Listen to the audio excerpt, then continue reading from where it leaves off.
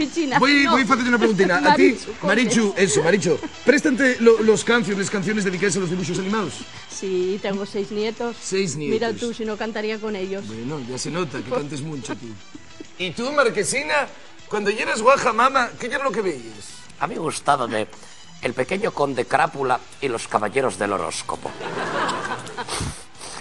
Caballeros del horóscopo, meten pico a una ucraniana. Venga, mamá, dai. Caballeros del horóscopo, siempre anden con una fulana. Qué guapa, ya que mi mamá...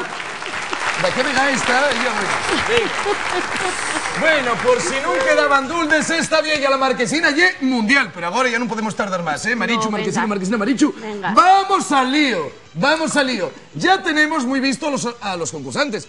Entre otras cosas, porque ya tuvieron aquí la semana pasada. Asina,